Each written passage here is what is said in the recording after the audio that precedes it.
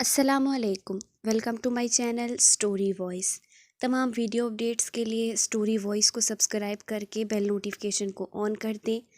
تو آئیے سنتے ہیں آج کی ویڈیو میں کسی کی زندگی پر بیتی ایک اور دلچسپ داستان۔ ہم سب فرح آپی سے بہت پیار کرتے تھے، ان کو بڑی بہن سمجھتے تھے۔ امی ابو نے بھی کبھی نہ بتایا کہ وہ ہماری سگی بہن نہیں بلکہ چچا زاد ہیں۔ البتہ کبھی کبھار رشتہ داروں کی زبانی یہ بات سننے میں آتی تھی کہ فرح کی ماں کی وفات کے بعد اس کے والد نے ننھی منی بیٹی میرے والدین کو سونپ دی تھی کیونکہ انہیں بیرون ملک جانا تھا۔ فرح آپا سنجیدہ طبیعت کی تھیں اور میں اول فول باتیں کر کے ان کا دماغ چاٹ جاتی تھی۔ آپا بیچاری کو گھر کا کام کاج کرنا ہوتا تھا، جب کام سے فارغ ہوتی تو کتابیں لے کر بیٹھ جاتی۔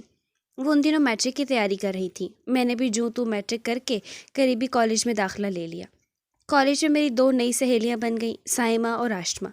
یہ دونوں آپس میں کزن تھیں اور ان کا مکان ہمارے گھر سے کچھ فاصلے پر تھا۔ یہ دونوں میری ہم مزاج تھیں، تبھی دوستی ہو گئی تھی۔ ایک دن کا ذکر ہے، ہم تینوں کالج سے گھر کو لوٹ رہی تھیں۔ ہم نے دیکھا کہ کوئی منچلا ہمارے پیچھے چلا رہا ہے۔ یہ مولوی صاحب کا بڑا بیٹا محسن تھا۔ وہ سیدھا سادہ سا لڑکا تھا، نہ جانے آج کیسے اس چینٹی کے پر نکل آئے تھے جو اس کو لڑکیوں کے پیچھے آنے کی سوجی ہوئی تھی۔ اس روز تو ہم تینوں ہنستی ہوئی راستہ طے کرتی اپنے اپنے گھروں کو چلی گئیں، لیکن دوسرے دن بھی چھٹی کے بعد محسن کو کھڑا پایا تو تشویش ہوئی۔ اس کوتا قد کبڑے کا بھلا یہاں کیا کام؟ صاحبہ نے کہا کہ اپنی کسی رشتہ دار کو لینے آیا ہوگا، اس کی رشتہ دار تو تم ہو۔ آئمہ نے کہا اور ہم تینوں ہنس پڑیں۔ اس نے جو ہمیں اپنی جانب دے کر ہنستا پایا تو بیچارہ غلط فہمی کا شکار ہو گیا، سمجھا ہم اسے ہنس ہنس کر خوش آمدید کہہ رہی ہیں۔ ہم تینوں کالج سے نکلیں اور اپنی راہ ہو لی۔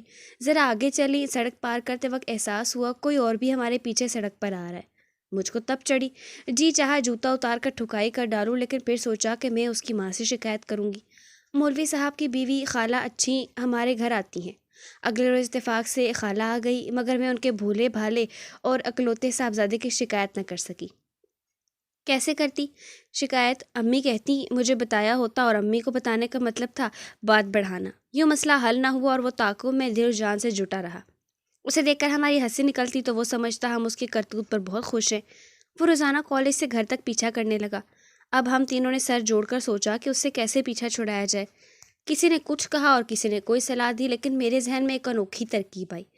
اس سودائی کو اسی کے سودے سے مارو، ایسے کہ اس پہ یہ ظاہر کرو کہ ہم تم پر مرتے ہیں، یوں خوب بے وقوف بناؤ، جب مجنوں ہو جائے تو اسے دھتکار دو۔ میری تجویز سے آخر کار سہیلیوں نے اتفاق ہوا۔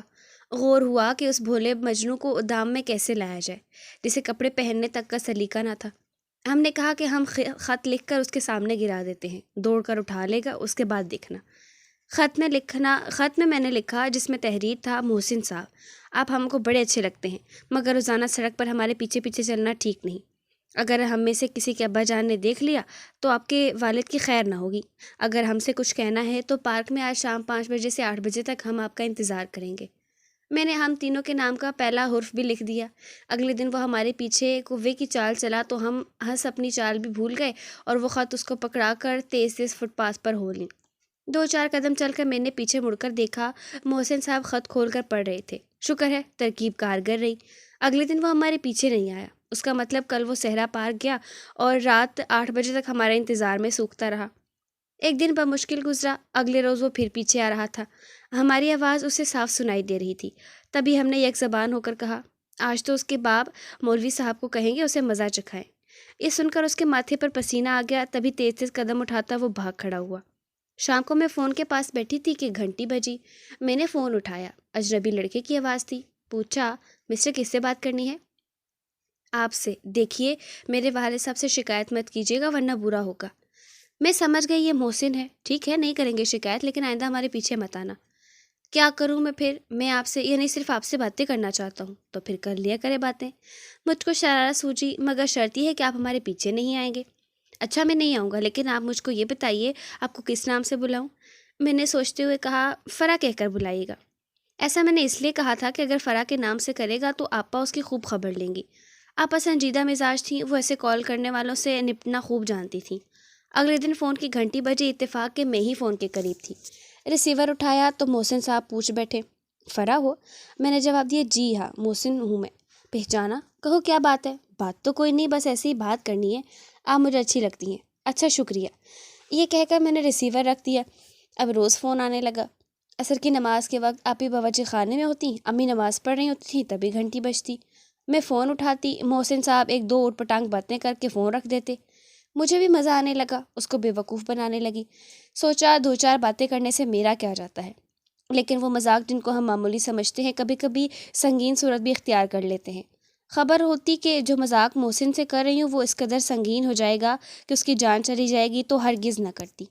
انہیں دنوں آپا فرحہ کی شادی کی تاریخ ٹھہرائی گئی تو مولوی صاحب کے گھر بھی شادی کا کارڈ بھجوا دیا گیا۔ میرے تو وہم و گمان میں بھی نہیں تھا کہ شادی کے کارڈ پر فرحہ کا نام دیکھ کر محسن کی سٹی گم ہو جائے گی۔ وہ یہی سمجھا کہ میری شادی ہو رہی ہے۔ اس نے بوکھلا کر مجھے فون کیا، پہلے امی پھر ابو نے فون اٹھایا۔ اس نے آواز سن کر بات نہ کی، میں سمجھ رہی تھی کہ یہ محسن ہے۔ خیر مجھے بلاخر فون اٹھانے کا موقع مل گیا۔ وہ آواز پہچان کر بولا، فرحہ یہ سب کیا ہے؟ تم نے تو کہا تھا مجھ سے شادی کرو گی اور اب تمہاری شادی کے کارڈ تک چھپ گئے ہیں۔ میں مجبور ہوں محسن، میں نے بن کر کہا، ماں باپ کی یہی مرضی ہے، بغاوت بھی نہیں کر سکتی۔ یہ کہہ کر فون رکھ دیا۔ اس کی آواز روحانسی تھی، مجھے اس کی حالت کا اندازہ تھا۔ فون کی گھنٹیاں بجتی رہتی تھیں اور میں جان کر نہیں اٹھاتی تھی۔ جب اس بیچارے سے کچھ نہ بن پڑا تو ایک رکا لکھا اور میرے بھتیجے کے ہاتھ بھیج دیا کہ جا کر اپنی دلہن پھوپھو کو دے آؤ۔ فرحہ آپی مایو بیٹھی ہوئی تھی، منو تو معصوم تھا، اس نے رکا ابو کے سامنے ہی لا کر آپی کو تھما دیا اور کہا، پھوپھو یہ سامنے والے محسن انکل نے آپ کو بھجوایا ہے۔ جب آپی نے خط کھولا تو ان کا رنگ اڑ گیا۔ کیا بات ہے بیٹی؟ والد نے پوچھا اور رکا آپی سے لے کر پڑھا تو ان کا چہرہ متغیر ہو گیا۔ انہوں نے پوچھا، یہ کیا معاملہ ہے؟ اللہ پاک کی قسم مجھے نہیں پتا کہ کس کا ہے خط، یہ کہہ کر وہ رونے لگی۔ ابو نے خط پڑھ کر امی کو دیا اور امی نے مجھے دیا۔ بولی، رابو پڑھ کر سنا کیا لکھا ہے؟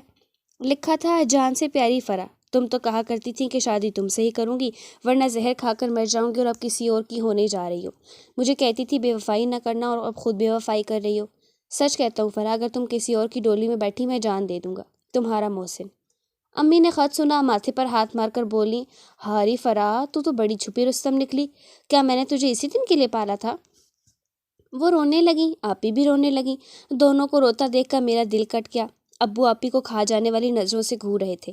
ادھر آپی کا بس نہیں چلتا تھا زمین پھٹے اور وہ اس میں سما جائیں۔ شادی کے گھر میں ماتم کدا کسی فضا ہو گئی۔ مجھ کو اور کچھ نہ سوجا تو جھٹ مولوی صاحب کے گھر چلی گئی اور خالہ اچھی کے سامنے رونا شروع کر دیا۔ مولوی صاحب کے گھر پر تھے، پوچھنے لگے، بیٹی کیا ہوا، کیوں رو رہی ہو؟ میں نے محسن کا خط آگے کر دیا اور روتی اور محسن کو بددعائیں دیتی واپس گھر لوٹ آئی۔ 1 گھنٹے بعد فون کی گھنٹی بجی۔ سمجھ گئی یہ محسن ہی ہوگا۔ ابو باہر چلے گئے تھے، میں نے دوڑ کر فون اٹھا لیا۔ میرا اندازہ درست تھا، یہ محسن ہی تھا۔ اس سے پہلے کہ وہ کوئی بات کرتا میں نے اسے سنانی شروع کر دی کہ خدا کا خوف نہیں ہے تم کو؟ اگر اپنے عشق میں سچے ہو تو جاؤ ڈوب مرو۔ تم تو کہتے تھے کہ اگر تم نے بے وفائی کی تو جان دے دوں گا، تو اب دے دو نا جان۔ یہ کہہ کر میں نے فون رکھ دیا۔ مجھے اصل میں غصہ اس بات کا تھا کہ محسن نے خط لکھ کر کیوں منو کو دیا کہ آپی کی امی ابو کے سامنے اتنی سبکی ہو گئی، وہ بھی ایسے وقت میں جب ان کی رخصتی ہونے والی تھی۔ تمام عرصہ انہوں نے یہاں سے پیار اور عزت پائی اور اب ودا ہوتے وقت وہ میرے والدین کی بے رخی کا دکھ دامن میں سمیٹ کر جا رہی تھی۔ وہ کونے میں بیٹھی مسلسل رو رہی تھی اور میں چور بنی ان کو دلاسا بھی نہ دے پا رہی تھی۔ اپنا جرم کیسے قبولتی؟ ابو جو میری شامت لاتے اس کا کیا احوال لکھوں؟ آپا کا تو انہوں نے محض بے رخی سے دیکھا تو ان کا یہ حال ہو گیا تھا۔ وہ اپنی اس یتیم بھتیجی سے بہت پیار کرتے تھے جس کو پیدائش کے فوراً بعد سے پالا تھا۔ رخصتی کی وجہ سے میں نے زبان سے ایک لفظ بھی نہ نکالا۔ سوچا جو ہونا تھا ہو چکا۔ آپ ہی کل رخصت ہو جائیں گی، میں محسن سے کوئی ناطہ نہیں رکھوں گی اور یہ کہانی اپنے آپ ہی اختتام پذیر ہو جائے گی۔ مجھے کیا خبر تھی کہ دل کی لگی کیا ہوتی ہے اور سچے عاشق کیا کر گزرتے ہیں؟ کیا جانتی تھی کہ آئندہ کیا ہونے والا ہے؟ کاش مجھے اتنی عقل ہوتی تو میں محسن کو اصل بات بتا دیتی کہ فرح میں نہیں میری آپی ہے۔ کم از کم محسن کی جان تو نہ جاتی۔ مولوی صاحب بیچارے کو بڑھاپے میں اکلوتی اولاد کی موت کا دکھ نہ سہنا پڑتا۔ آپی کی شادی والے دن جب ہمارے گھر میں ہر طرف خوشیاں بکھری ہوئی تھی، محسن کبڑے نے ایک بار پھر ہماری خوشیوں پر پانی پھیر دیا۔ میں اپنی سہیلیوں کے ساتھ بارات کا استقبال کرنے کی تیاری کر رہی تھی۔ اچانک گلی میں شور سنائی دیا کہ مولوی صاحب کے لڑکے کی موت ہو گئی ہے۔ ہمارے گھر میں بارات آ گئی۔ ہم اپنی پڑھ چکے تھے لیکن میرا دل رو رہا تھا کیونکہ مجھ منحوس کی وجہ سے ہی تو ان کے گھر کا اکلوتا چراغ بجھ گیا تھا۔